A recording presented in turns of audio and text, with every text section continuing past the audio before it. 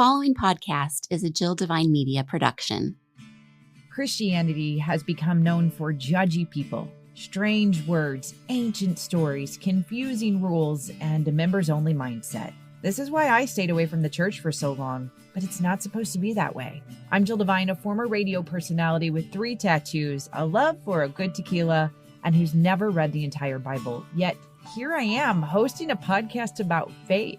The Normal Goes a Long Way podcast is your home for real conversations with real people using real language about how faith and real life intersect.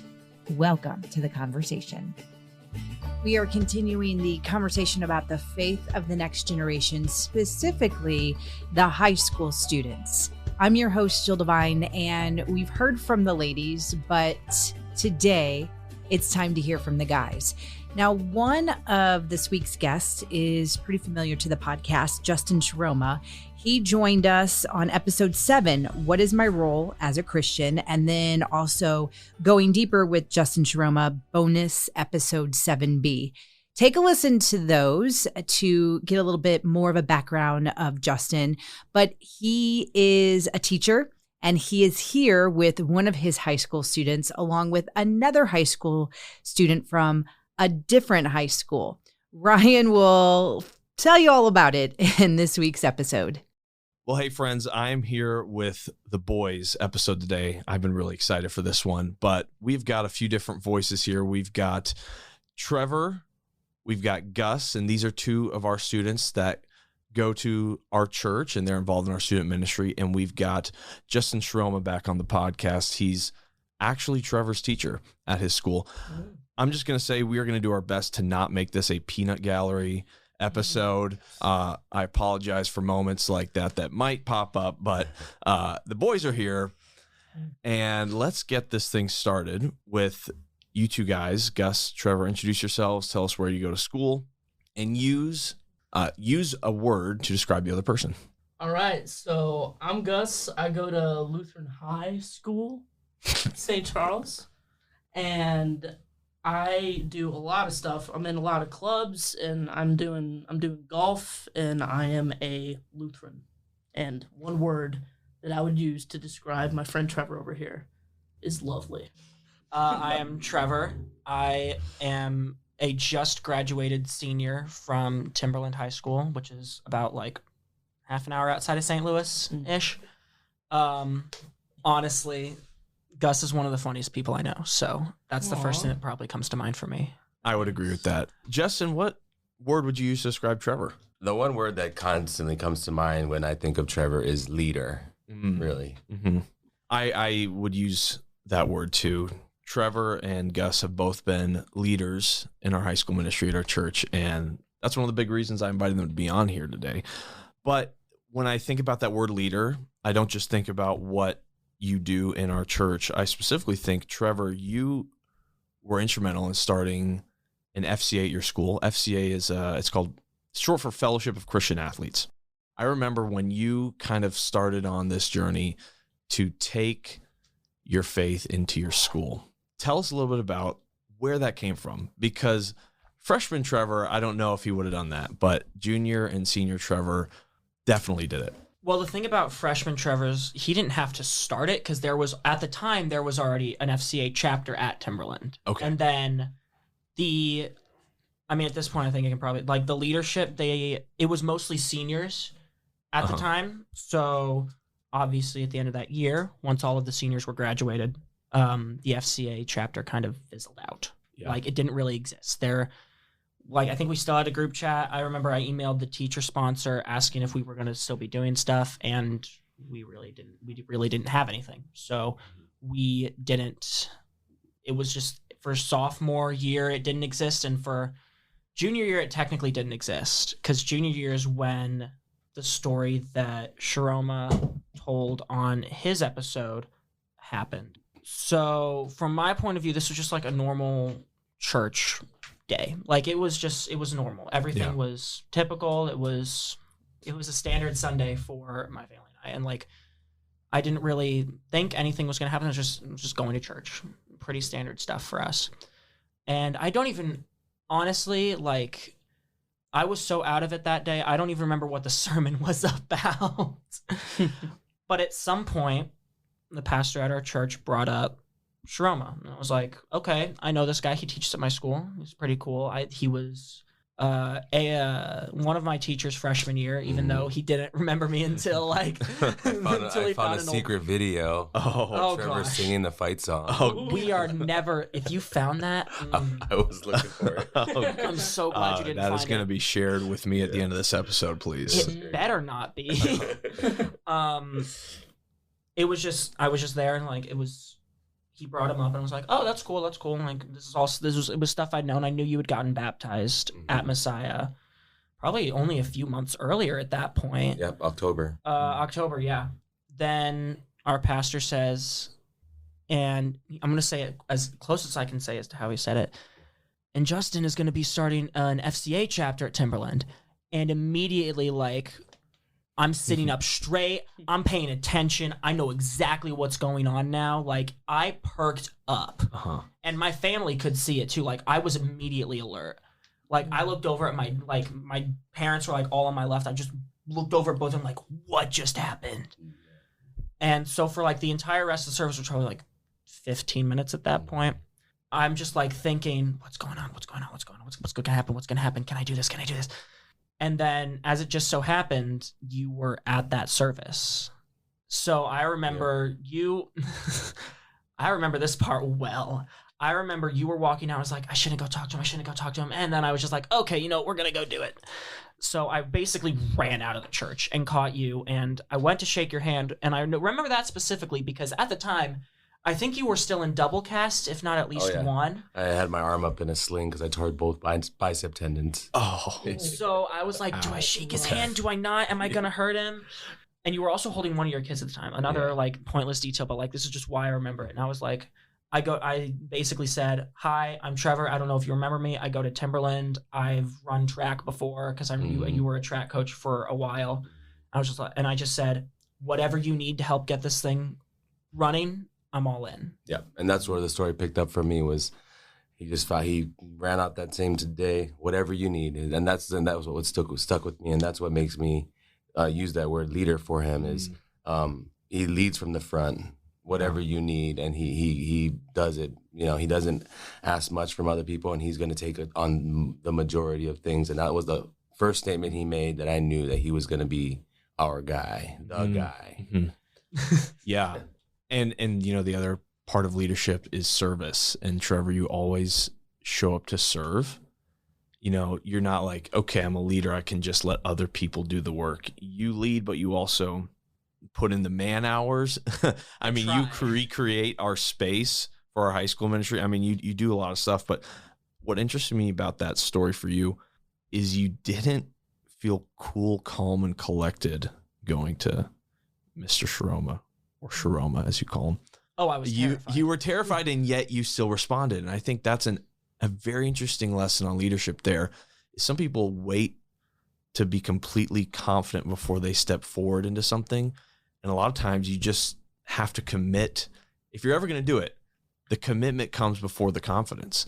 And I really think that's cool that you weren't just like, I'm the dude for this. You're like, I don't even know, but I want to be the guy. And so I'm going to go up to my teacher and ask if I can be a part of this.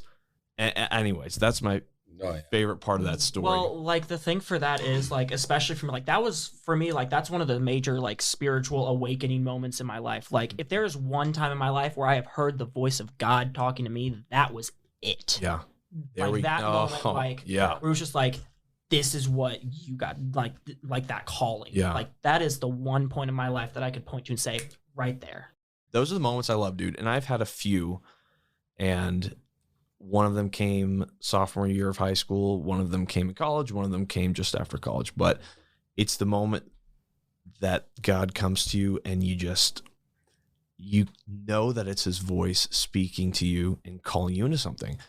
And that same note, I think that's interesting that you wanted to start this club. You are fresh baptized. Well, let's back up here. Yeah. So when our pastor encouraged me to seek out the Fellowship of Christian Athletes and what was going on at our school, I was going, before this church service that it all happened, I was going through a lot of lip service. This, yeah, I'm going to do that, you know?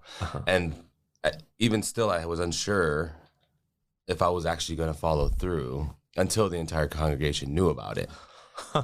And it was at that moment, you know, at that moment when he told the whole congregation, I mean, online and everything, that first and last name, Justin Shiroma, coach, teacher at Timberland High School, is going to start FCA up there.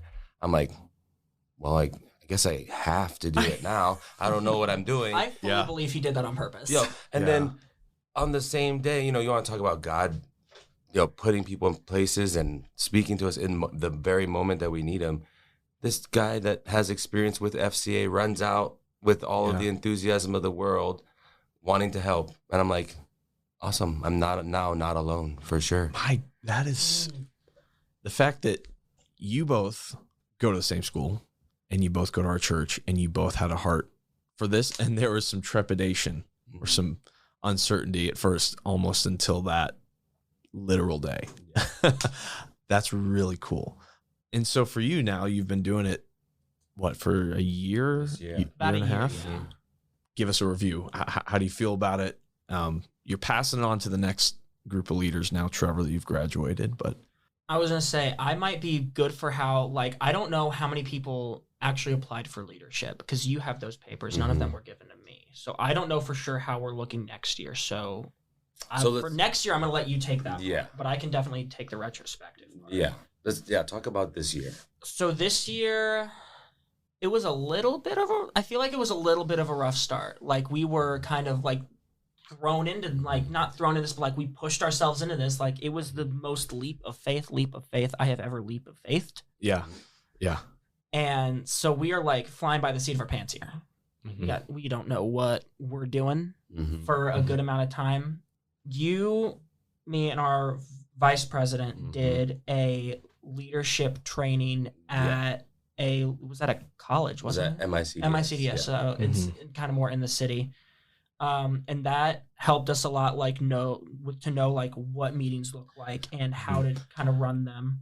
FCA does an amazing job of setting you up with resources, laying the groundwork and foundation and the roadmap for getting everything going. Yeah. Now, we just kind of started a little bit late, so we're behind the ball. Usually you pick your leaders early and then you go to a summer camp for leadership and you learn all these things. Well, we were kind of thrown into like a 1 night, 2 hour training. It was for most people there, it was like a recap, but for us, it was like all new information, all new. And so, and it was also this massive literally this massive, like, 600-page binder, just like, here's everything you need. And we're like, let's go.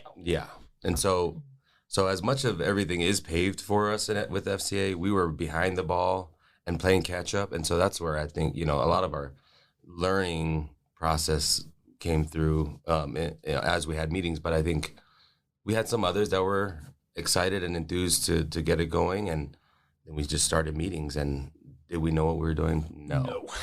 Our first meeting, I was like, I know exactly why I remember our first meeting, because your wife was taking my senior pictures that day. Oh, that's right. And she pulled through and said, we can move your time so you can make this meeting. So I had literally just come to the meeting from having my senior pictures taken. Yeah. So, like, I'm already, like, kind of in freak out mode. And it felt more like teaching a class, honestly, because that's kind of what it was. Like, it was just explaining, like, okay, this is what we do. This is what we're going to do, like, for the next... for the next year, basically. That first meeting, I was terrified, but we had for our first meeting, we had a pretty darn good turnout. On average, our meetings ranged from 15 to 20, 25.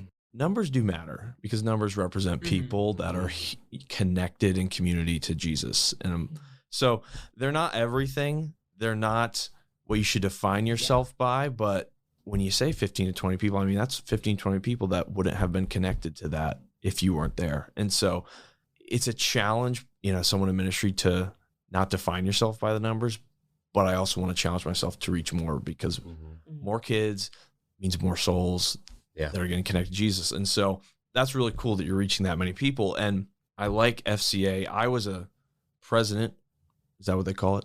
Yeah. 'cause Okay. That's what It's been I was. years. When I was a president of mine my senior year, and I just thought it was a great organization for no other reason than that it's the one place in a public school that you can talk about your faith openly. Yeah. And you're safe to do that there. And I would say to any parent of public school kids, like, you should always point your kid to an FCA if you want them connected to Jesus in their schools. You know, you don't have to go to a private school for them to encounter Jesus Absolutely. in the walls of your school. And it's totally allowed. It's legal for this to happen. You know, there's no rules being broken. I mean, it's totally an upfront organization. I like them. On that note, though, I want to pivot to Gus here because Gus goes to a Lutheran school. And so while FCA is kind of the space for faith in a lot of public schools, in a private school that you go to, you've got your chapels, you've got devotions. I mean, I've led them at your school.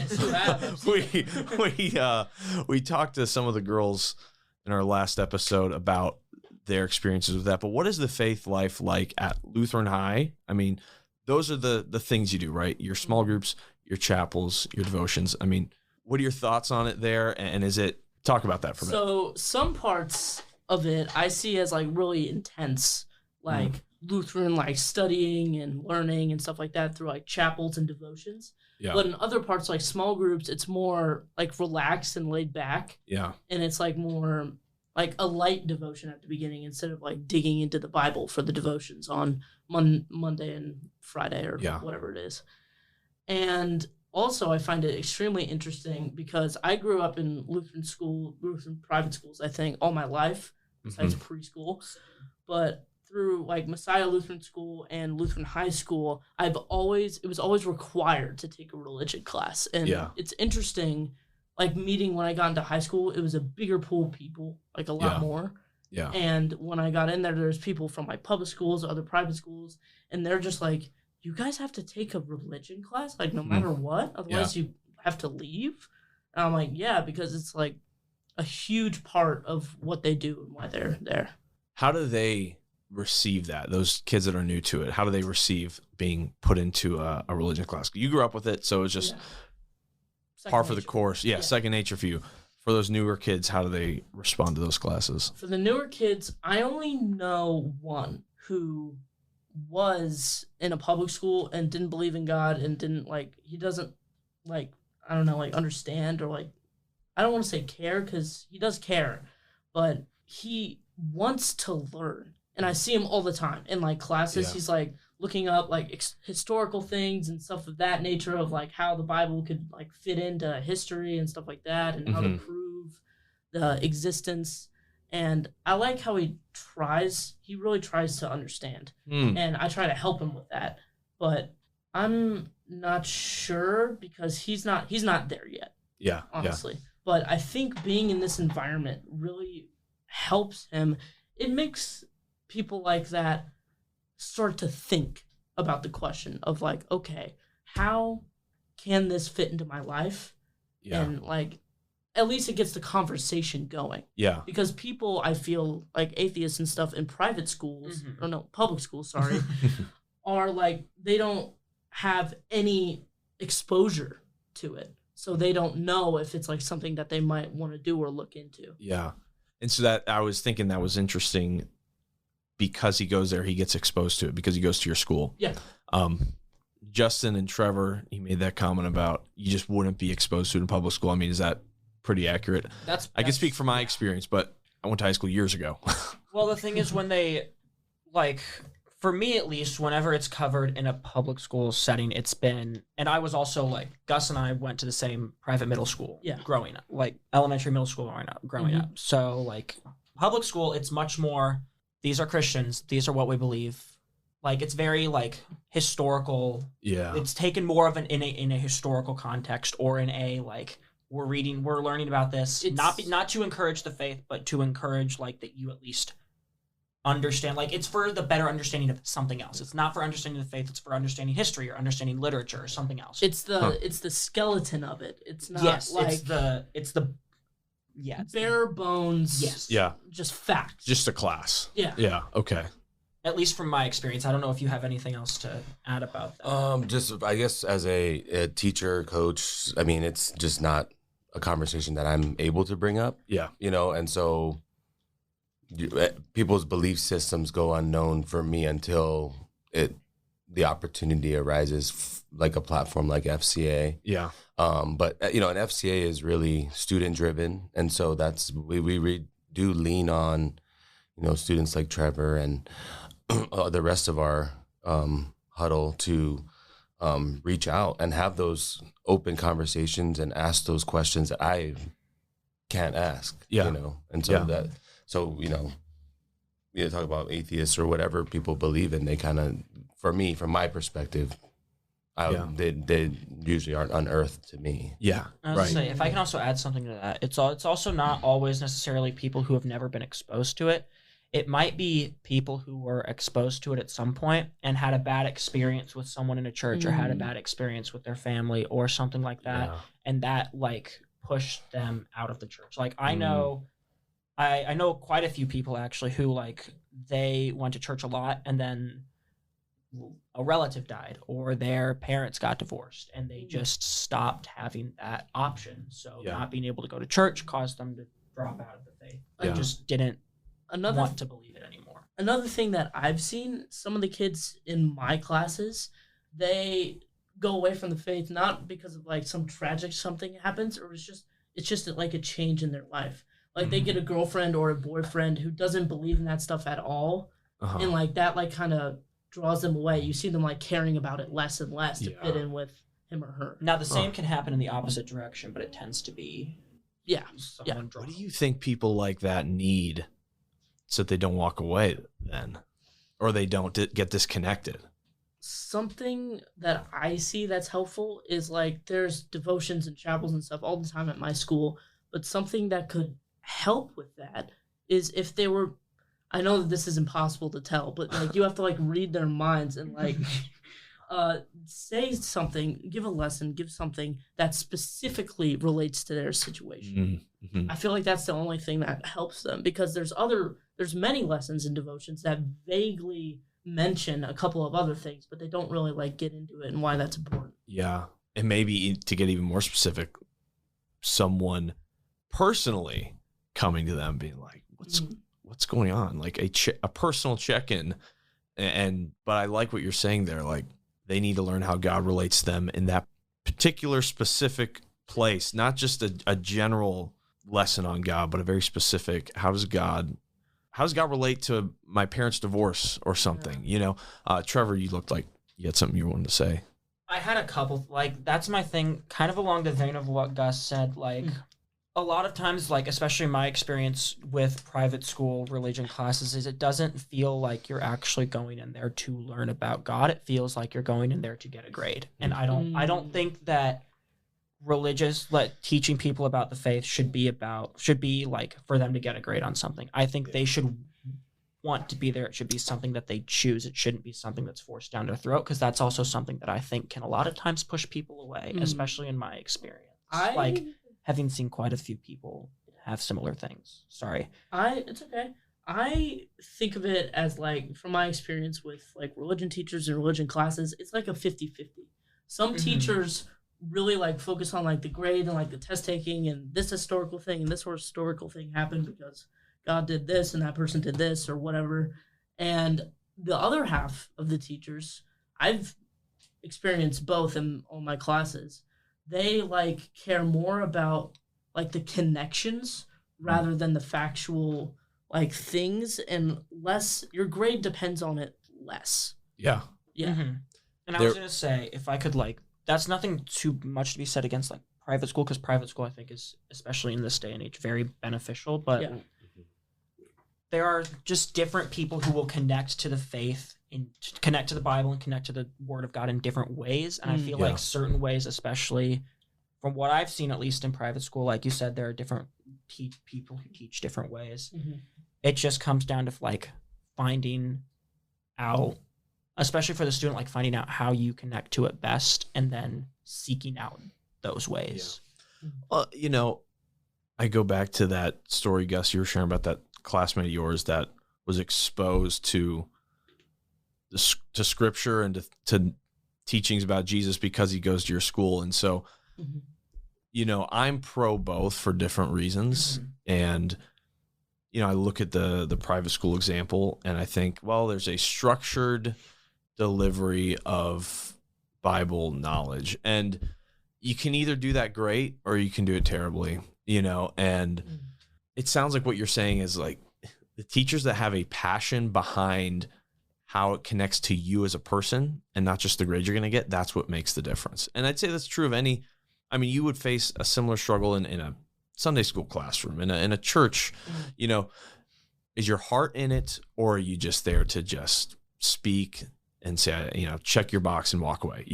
That's true in all these environments. It's true in FCA too. Yeah, no, absolutely. We've seen, like, there are definitely people who are just there because, like, just there for the food. That's a big one. But hey, it gets them in the room. It gets them in the room. Like, we had a whole conversation about this after a meeting one day. Like, there were a couple people who were, for whatever reason, being disruptive or not very, like, fully paying attention. And we had a conversation afterwards, like, and we both kind of were thinking the same thing. It's just, like, we got them there. Like, food, if that's the reason they're there, okay, but, like, they're still there. Yeah. At least they're there, and if they might not be getting what we wanted them to get out of it. They might not be getting that, but they might get something completely different out of it. And you have. Yeah. No, I was going to say, I've been listening to you guys this whole time. And, I think for me, I'm just as the teacher and older guy with the experience and observing from the outside in. And it's mostly for the boys. And I think when we think back to our experience with the FCA, with the boys never really want to be too serious about something. Yeah. They become uncool. Yep. This is why, again, I go back to Trevor, leader, is because when he's convicted about something, he has his belief systems, he knows the path he wants to walk and does it. These other guys that, I'm more focused on the guys, and that's kind of the mission that we're going to be on in the coming year, is to get more guys. Yeah. But what I see out of the teenage boys, and it may even be applicable at the private school, is when the conversations get more serious, the more they want to back away from having them. Yes. And for whatever reason that is, it could be them not wanting to be cool. It could be like some kind of past trauma they've had. Yeah, and I say fear of vulnerability. A lot of it. Fear of vulnerability, and it's also, I think, for guys, we feel like we got to look strong at all times, because if you open up and show vulnerability, for me, sometimes, like, there's a fear that's going to be used against you one day. And it's something like my dad taught me, for right or for wrong. He's like, you can't open up because someone might use that against you one day. Exactly. You never know. And, I think that, I don't know if that's something that's just in our nature, if that's something we've been taught over years, but. Well, I was going to say, and I've heard it firsthand myself, in the public school setting, being a Christian, there's an uncertainty of it being cool. Yeah. There's people are unsure if you believe in God and you want to speak about God. For many, there's an uncertainty if that's the cool thing to do. And you might hear from different groups. You might come across the right group that says, yeah, right on, like, we're on the same page. And then some people say, you believe in God? Yeah. And you hear that in a public school setting. Yeah. Of course, I have to just, stand by and, hear and listen, not say a word. And I do, have had students that, were a part of the FCA that would have private conversations with me when they're having difficult times. And those are awesome. But it's within the scope of FCA. And, so it's really cool. But to hear, some people, young people, try to equate our faith to being cool. Yeah. And that's where I think the barrier stands sometimes, is the uncertainty of if it's a cool thing or not. I totally see that. And I felt that same way at my school. Verbalizing your faith, didn't make you the most popular person in my high school either. And that's just the way it is. And some people might say that's a problem with the modern world. I'm just like, that's just the way the world is. So how do you adapt to that? And I'm very curious. There's a moment in each of your days that I'm curious about. And it's a moment when you leave the Bible study class in your school, Gus, or the moment when you leave FCA, Trevor, and you're in the general population of your schools. I mean, how is it being a Christian outside of the safety of those walls? And it's okay if you're like, I suck at it. I'm not great at it. Yeah, I'll admit that I'm not great at it. Yeah, me neither. It's not really.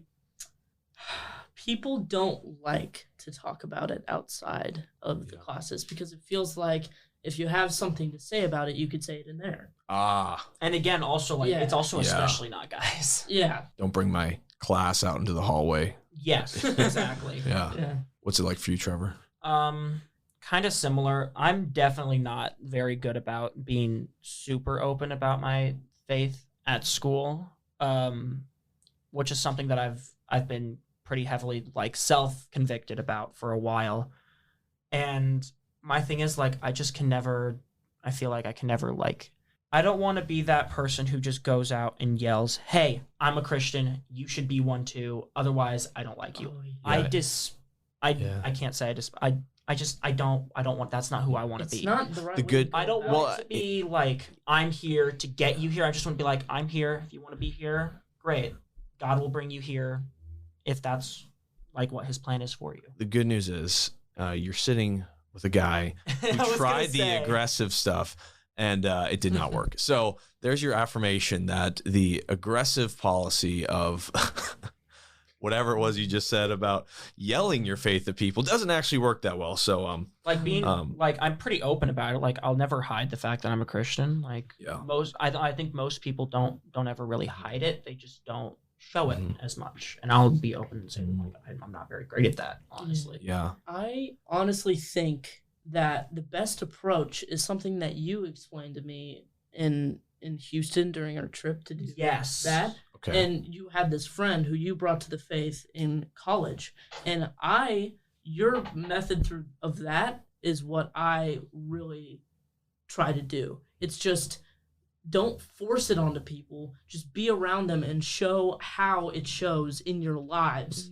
And that way they'll be more Don't open. force them into it, but give them the option to be there. Yeah. And that Show them what it could be like. worked out. Yeah. That conversation about college reminds me too of something a friend of mine once said, and it's that he's saying, the job of he was talking to me about someone going to ministry, but the job of someone going to ministry is to be a lead repenter and a lead person of vulnerability. And I think for you guys in your witness to your friends, and Justin, you were talking about how guys don't love being open and we're afraid to do it. And I think you can bring faith out of other people when you start the vulnerability. And so, I ask you guys this as leaders when we're in our small groups at our church, it's your job to be the first person to open up, because guys aren't going to do it until someone else does it, until maybe 2 or 3 other people do it, and then it's finally safe. And even then they might not do it, but it reminds them it shows them that it's a safe space for that to happen. Yeah. In our small groups, there's some really good opening questions to get people talking, and then towards the end, there are like the serious ones, the deep ones.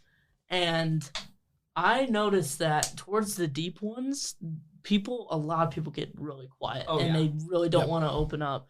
And I try to just throw something out there. Yeah. Throw something out there into the wind, see if it sticks, like to try to like put it in a more palatable way, not like so sappy way, so that then they start there and get into the more deep stuff. I'm just curious, like, is it effective to go that deep with high school boys? I think that sometimes it works better than others. I think it's necessary. It is honestly. necessary Okay. too. So it's necessary even if you don't get a great response, just to keep trying. Keep trying. Okay. Eventually, like, persistence is key in a lot of these scenarios, especially, I mean, we've kind of seen that with FCA too. Not to the same level. Yeah, and I would say even from my experience, just because I usually in our huddle meetings, I kind of peruse from group to group and try to listen to the track that they're on. So I get, well, of course, I review the questions ahead of time, but even throughout, I begin to think about what my response would be. Yeah.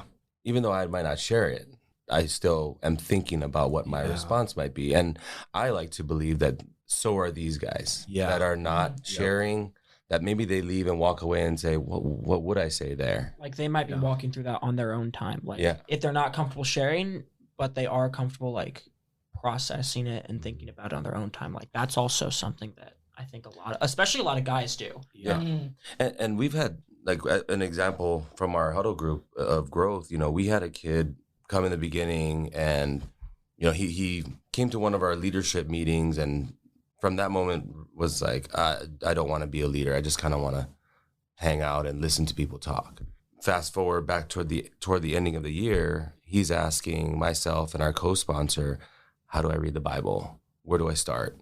What resources do you have for me? And I mean, this is a guy in the beginning, I was like, I just want to sit here and listen. So now I want to actively pursue my faith and learn from the word of God. And so just, and he wasn't a guy that spoke up a whole ton, but just him being there, is an example of him being there and evolving through the process. And so again, not just a belief, it actually happens that just having them there, whether they respond or get deep or just joke around, I think some of those questions marinate and dig into them for themselves. I find that, like, especially during our small group things on Sunday, like after the fact, like when I'm driving home at like 6:30, I think about it a lot more. I find myself, and I found myself like coming up with answers that I would have said in there, but it just took me a while. And I really think about it and how that actually might like fit into my life, and it's really, really cool. We're talking about kind of some small group stuff and some church ministry stuff, and it reminded me that Gus, you don't come to morning worship at Messiah. Not that much anymore. Which is fine. But you do come Sunday nights. I mean, what would you get out of a Sunday morning worship service, and what do you get from a student ministry? I find that the small groups are more personal, and I feel like I'm more able to open up because it's in and only in the company of like pretty close friends. I feel like that helps an extreme amount. And also, I feel like chapels sometimes repeat a message like over and over again over the course of like weeks. And I get that like they always start out with the same message and then like go deeper into a different part of it. But I find that not as helpful. It's still helpful, but not as helpful. And also it's just that like my whole family kind of like went away from that a little bit, but like my whole family like kind of switched. It like shifted to the more thinking like as we got older and like grew in our faith, we're like, okay, we get the messages, we get all of that. It's awesome. It's good. But let's actually like study the Bible and like, what does this like actually mean? What is God trying to say here? And that's the kind of things. My family now goes to like different like Bible studies. And so there's a different level of depth you get out of a Sunday night small group that you don't necessarily get in a Sunday morning worship or out of a Bible study. And that's actually what you and your family are looking for. Yeah. That's interesting. I never really asked about your family's faith life. So you feel like you've got the general gospel message and you're just looking to go deeper. Yeah. Do you feel like for a high school ministry, do you wish we like walked through the Bible more, or do you like that we do the topical stuff that we do? I'm just curious because what would a teenage guy be looking for out of a high school ministry? I really like your personalized messages a lot. Like when we're all together in like the gym and like sitting together, and like the topics that you cover are very specific to teenagers. Okay. And that helps a whole lot because the big like chapels don't normally cover that. Okay. Yeah. And like your new section or your past section on dating, that was extremely helpful and made me understand a lot more. You got a date? You got a date yet? Not yet, but you know, I'm working on it. Oh man, he's still in the opening section of becoming the best version of himself, or what was the line? Well, anyways. So I'm very curious. You've got a couple adults here in this room. What do you wish adults better understood about teenage guys?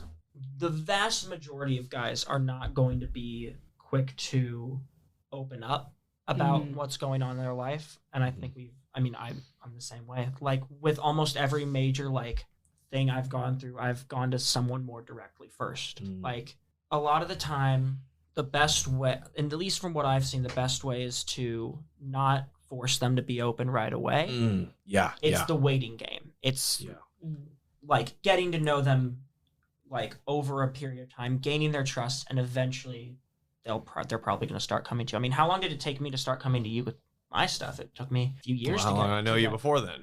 Well, it took me it took me 2 or 3 years to like of knowing you to become comfortable talking to you about the more like deeper stuff that goes on in my life. Yeah. I don't know if you have anything to add on that, guys. I guess I already talked about it. Like personalize it more, because there's a lot of stuff in our lives that are situational. Like this, I really need help on something. I really need help on something, but it's this, and it's like a really specific thing.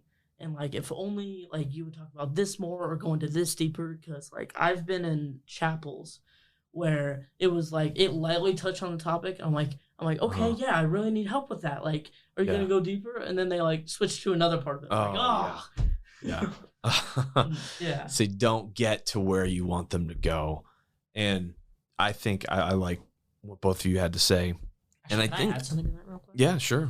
One of the other things is like, at least for me personally, it gets kind of annoying when someone, like when I tell someone I'm going through something and they just say, oh, it's gonna be okay. Like that, a lot of times I'm like, sometimes that helps, honestly, but a lot of times that just frustrates me. That's like, okay, great, it's gonna be okay later. I want it to be okay now. I want to know how to deal with this.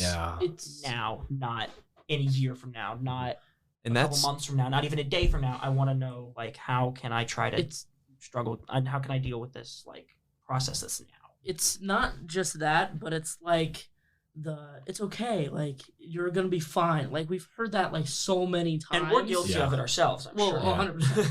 But we've heard it so many times that it's like kind of like meaningless. Like, oh, okay, you're just saying that. That is a bad promise that Christians like to make to anyone, but especially young people.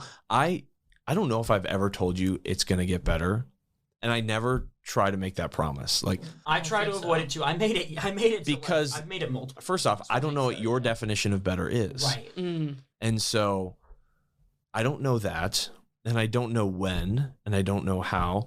I think God's promise is that you can have joy even if what you're struggling with isn't going to get better this year or next year or whatever. You know, like that's the greater promise. Because a lot of people, we settle on the Band-Aid solution, which is just like you were saying it's going to get better. You're going to be fine. And that feels good in the moment. But a year from now, if you're not fine, then, you know, I just don't want to make a promise that I'm not sure of for you. But I'd rather give you hope and joy and peace during those hard times than just make a vague promise that the hard times are just going to magically go away. Instead of saying, yeah, like to your point, instead of saying, oh, it's just going to get better, like say something or show something or tell me something that would start me on the path to getting better. Like this will help and this will help and this will help you to get better. Or don't tell me something that is going to be true. Tell me something that's already true. Yeah, that's hard. Yeah. Well, but like even then, like what I've tried to do, especially when my friends have come to me with issues, is like, especially my Christian friends, is like, it's okay. Like not saying it's okay. There it comes out again. I'm telling you, it's okay. But saying like I still care about you. I'm going to be here for you as long as I can be. And like saying also, especially with Christian friends, like God still loves you. Like you might be going through this right now, and I know it's tough, but if you can't lean on anything else, like that's what I've leaned on most of my life, and I think that's the best thing that like I can tell other people to lean on. It's like it sucks, but you've got you can have something to put a little bit of hope in right now. This reminded me, okay, there's a verse that a lot of high school athletes love. I mean, I loved it, and we really miss. Well, clearly it's a cliche, but you know, I can do all things through Christ who gives me strength. And we think that means, I'm going to win this game because I believe in Jesus. It's like, actually, if you look at the context, it means the exact opposite. It means that even if you don't win, you're going to still be strong and still have peace and self-confidence because you have Christ. Even if you don't win that game, or even if you don't, this is what you guys are saying, right? That not looking for false promises. You're looking for hope, and you're looking for a future. Bible verses. Oh, yeah. Okay. Should have whispered that into the mic. A future. What are you looking for from Christian leaders? Not just what are you looking for adults to understand, but what are you looking for from Christian leaders like myself and Justin and the other men in your lives? And it's almost like we're looking for an understanding of what we're going through. And sometimes that's our fault because we don't explain it to you or tell you even sometimes. You are taking the words right out of my mouth right now. Yeah, it's like... Yeah, the understanding is definitely important. Also, like, I understand to a certain point you kind of can't get too open about what's going on in your personal lives, especially as a teacher, but, like, at least being somewhat honest. And you're pretty good about that. Oh, yeah. Like, there have been, I can think of a couple, Gus, I don't remember if you were in high school for either of these, but, like, there was one youth session that you did where you got very emotional and very open. Well, there was the one about your friend, and then there was another one where you got very emotional, like you physically got down on your knees, I think, at one point. I do not remember that. Yeah, so you weren't here. I would have remembered that. But here's the thing, like that, like honestly, at least to me, and for some people that might have been kind of weird, but to me that was moving. Like I feel like, especially as teenagers, we still somewhat have this idea that the people who are older than us are like... Yeah, it's great to relate your problems to someone who's like seeing someone going through the same thing as you. Yeah. And like telling you stuff about it and like how this helped you get through it. That is the remedy. Justin, what are you thinking over there just listening to all of this? Well, I'm just thinking as just a person with experience, Ryan, as you've grown older and gone through your own trials and adversity and came out swell on the other end. Now we seem to think that we know the formula for getting through things. And I think sometimes as an experienced person or a coach, especially a coach, I feel it's my job to help give the answers sometimes and get people through that. I don't find that to be always super helpful. Like, hey, if you just do, you talked about the roadmap. Sometimes I'm like, if you just do this, this, and this, it worked for me, then that kind of throws it out the door. It's like, okay, that worked for you, but you're also 30-some years old and not a teenager like me, and a lot of times, I ask myself, why is that even a big deal to you? Like, why do you care what other people think? Yeah.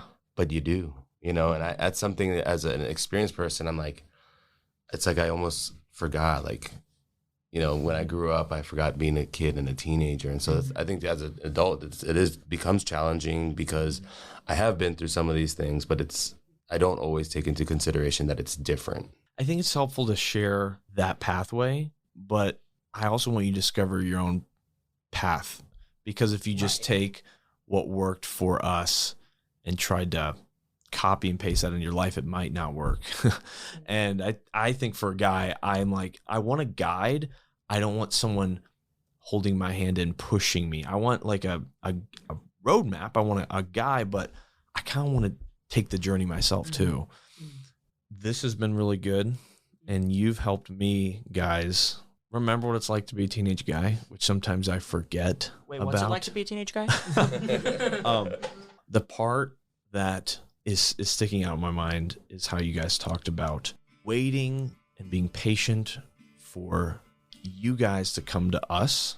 And I think sometimes we, if you're a Christian leader, listen to this, or an adult or whatever, we feel pressured to like attack the issue.